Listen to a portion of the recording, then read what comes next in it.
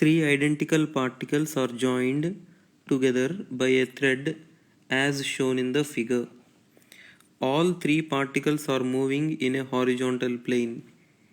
If the velocity of the outermost particle is V0, then the ratio of tensions in the three sections of the string is.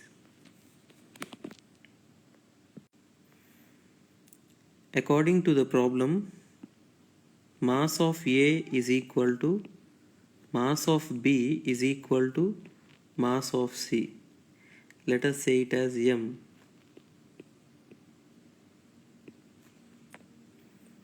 Now let us suppose that all the three particles are exhibiting uniform circular motion about the point O with an angular velocity omega.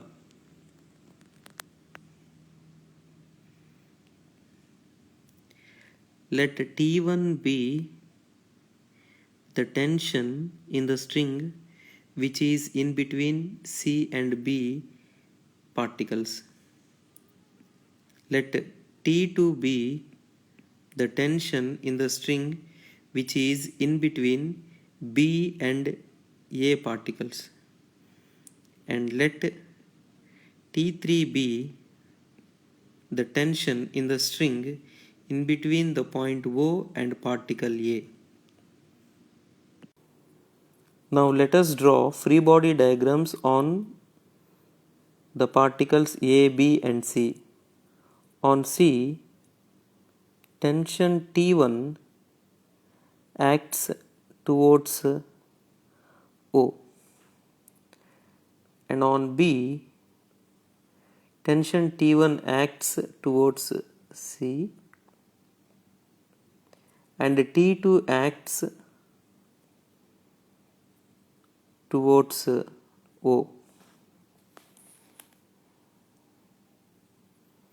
and on A, tension T2 acts towards C and tension T3 acts towards O.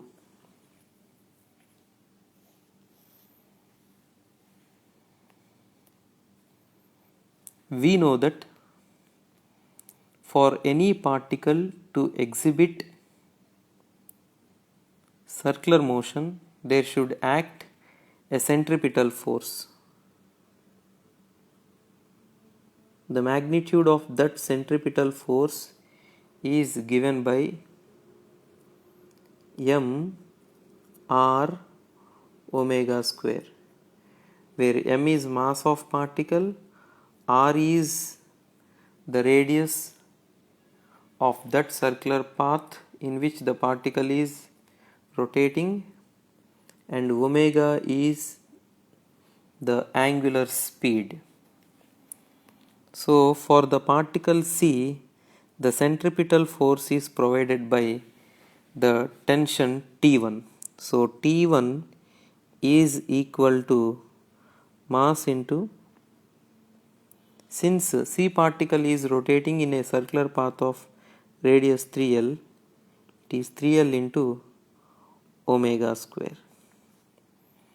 And for particle B, the necessary centripetal force is provided by T2 minus T1, which is equal to m into 2L into omega square. So on simplifying this, we get T2 equal to as 5 ml omega square.